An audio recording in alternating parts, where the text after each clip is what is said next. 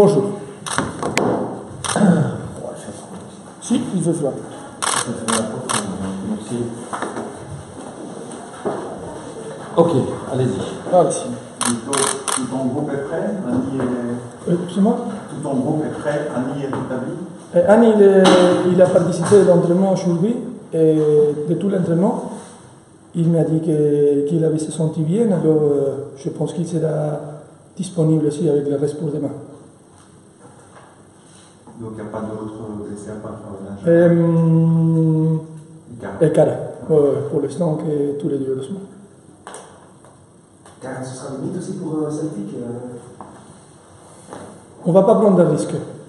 Je l'ai dit, même si, allez, ça c'est vraiment, c'est exemplaire, lui, et sa manière d'essayer toujours de jouer. Ça c'est quelque chose que j'aime bien parce que je me vois en lui aussi à l'époque, les efforts qu'il a fait pour jouer, c'est extraordinaire. Mais heureusement, il est très bien, il est en train de travailler très bien. Alors on ne va pas prendre de risque pour un match de les perdre musculairement pour une plus longue période. Alors on verra, on discutera avec le staff médical, surtout qu'on a une très belle organisation et avec le staff médical pour voir qu'est-ce que ça sera mieux pour faire avec lui.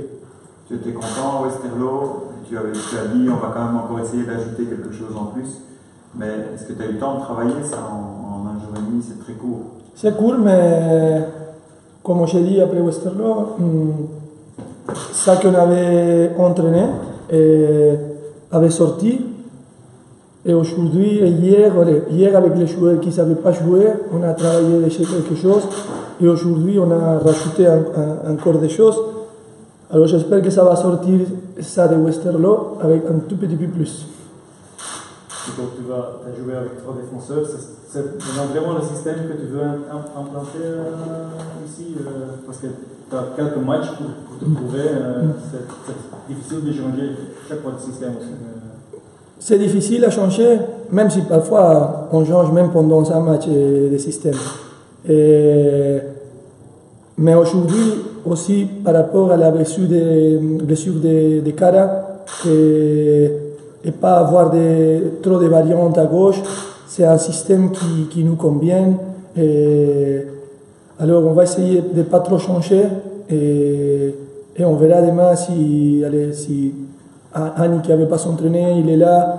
On va prendre la décision finalement demain, mais on va essayer comme je dis, de rajouter quelque chose à ça qu'on a fait déjà. Beveren, c'est une équipe qui tourne vraiment bien, qui commence par 2 déplacements, Westerlo plus Beveren, en sachant que là-bas ce serait quand même vraiment très compliqué de le sortir de l'équipe. Oui, allez, en plus, je pense que je l'ai dit déjà, c'est une équipe qui j'ai eu un peu moins de travail, ça a été une chance. J'avais vu les 2 derniers matchs complets de Waslam parce que j'avais suivi Tellin. Et alors j'avais quand même déjà une idée. Et c'est vraiment une équipe qui change beaucoup sa manière de jouer par rapport à l'adversaire ou par rapport à la situation des matchs. Et c'est une équipe piège pour jouer, c'est une équipe difficile vraiment. Et je trouve que le coach il est en train de faire un super boulot. Imaginez qu'il a perdu son meilleur buteur après 2 journées, je pense. Et il a continué à faire bien. Alors, ça va être un match important pour nous pour essayer de prouver que si on rajoute quelque chose, on peut aussi être compétitif avec peut-être pas une autre idée complètement, mais avec des choses qu'on a changées et que ça prend du temps pour pouvoir avoir cette... C'est pas des automatismes, sinon des idées par rapport ou à la possession de la balle ou à l'espace où on occupe où on essaye d'avoir le ballon. Alors on verra demain, mais c'est un bon test. Qu'est-ce que tu penses de Tellin? Est-ce que tu l'as visionné le match complet? Pour moi, lui, c'est un attaquant super complet. Et j'ai essayé d'être vraiment objectif à ça. Être attaquant à Anderlecht, c'est pas facile. On joue toujours avec un attaquant. Je sais que parfois, on reçoit la critique, et les coachs ils ont reçu la critique, pas encore moins, de pourquoi on ne joue pas avec 12 attaquants. Mais si on essaye de se rappeler un Anderlecht depuis 20 ans qui joue avec 12 attaquants, c'est rare. On joue plutôt avec un attaquant et un soutien d'attaque ou quelqu'un qui tourne autour, mais jamais avec deux attaquants. Alors, jouer ici, quand tu tombes ici et tu as un Teodoroci qui vient de marquer plein de buts et qui c'est difficile à avoir des minutes et avoir une continuité, c'est pas évident. Alors, il s'est trouvé ici, il a essayé de faire son mieux, il a nous aidé, il a marqué contre Zenit là-bas, il a nous donné la qualification. Mais je trouve que c'est un joueur qui a des potentiels et qui a les besoins de jouer. Alors pour moi, les clubs et lui, ils ont fait un bon choix d'aller jouer. Alors j'espère qu'il va marquer plein de buts, sauf demain.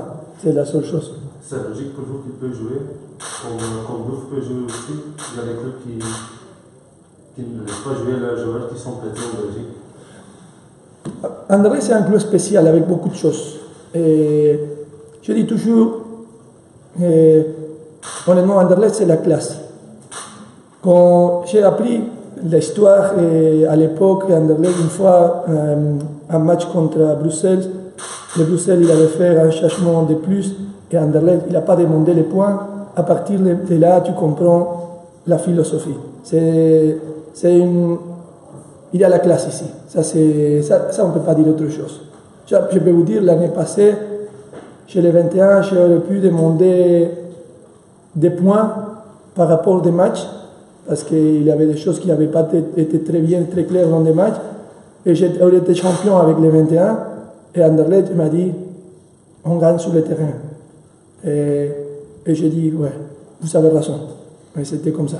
Nico, tu as un peu innové, enfin, en tout cas tu as surpris, tu as intégré une dizaine de joueurs des U21 pour les entraînements, pour les faire jouer comme joue le futur adversaire.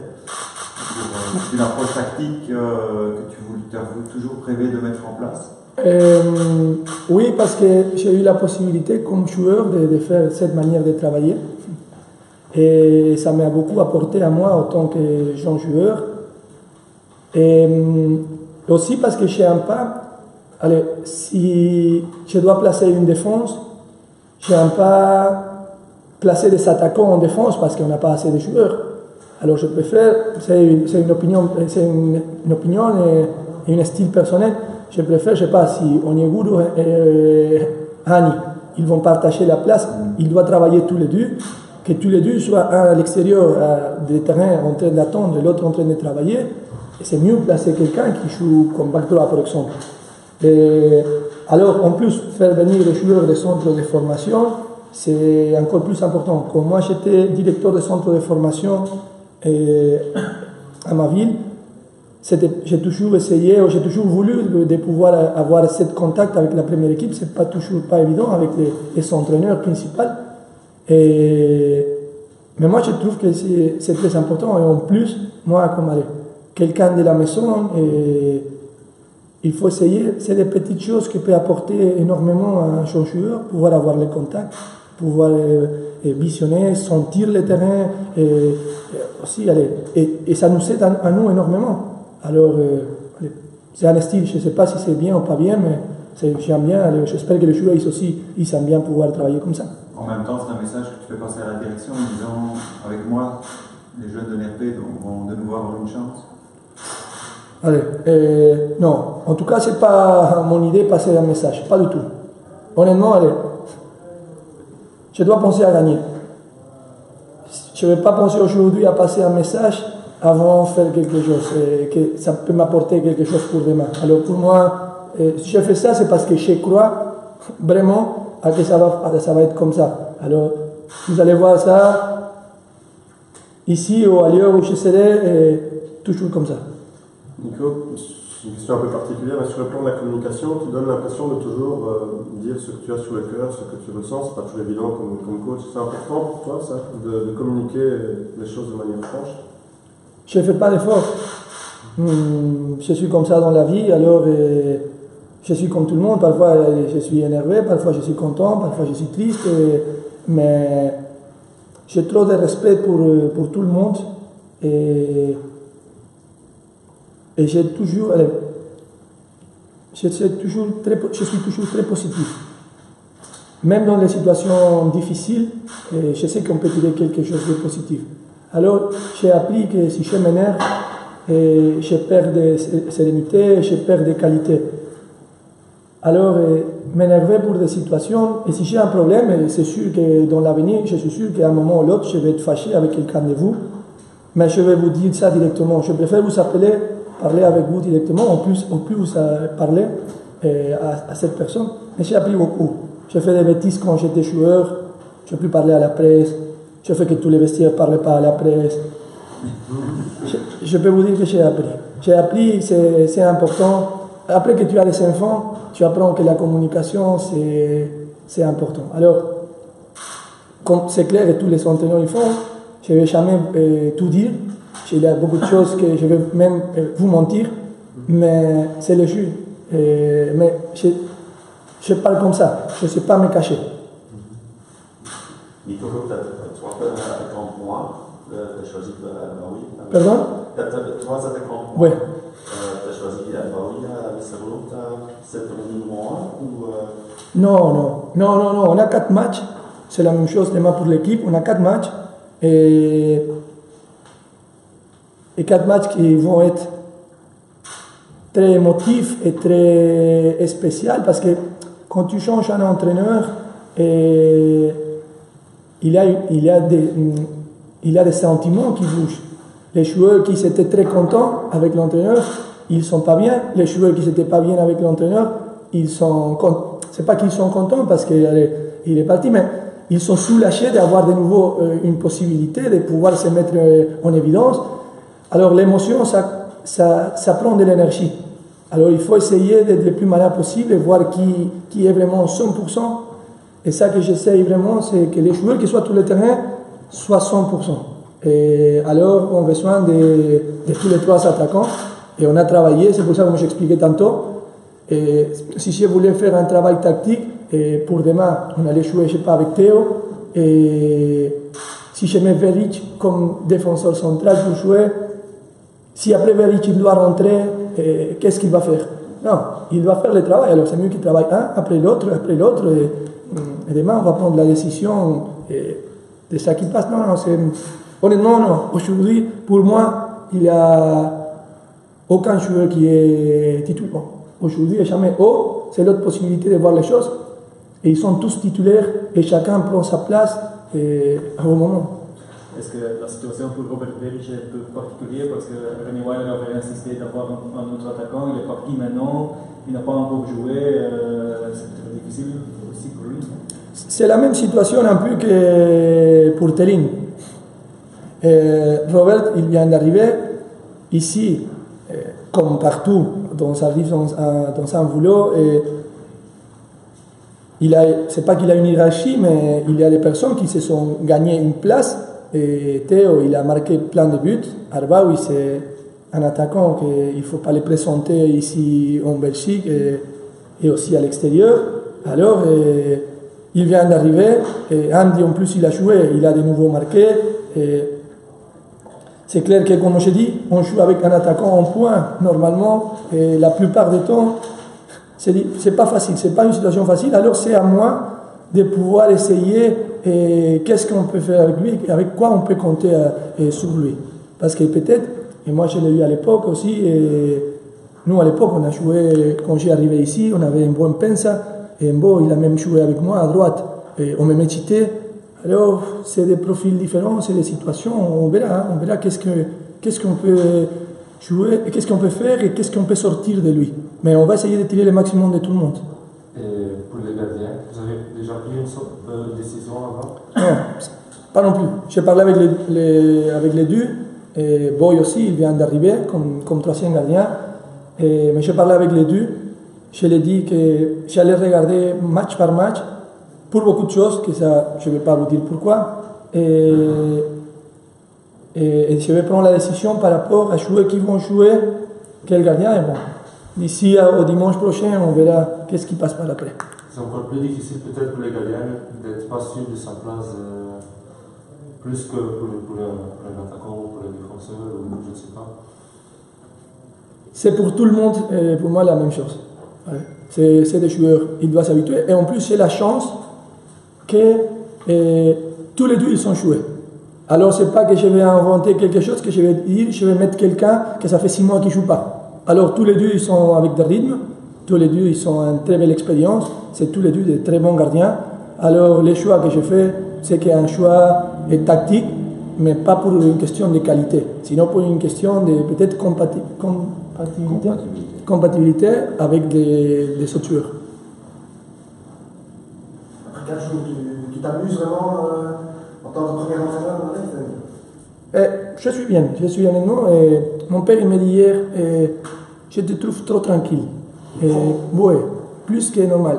Et j'ai réfléchi et j'ai dit, à la fin, j'ai dit c'est normal.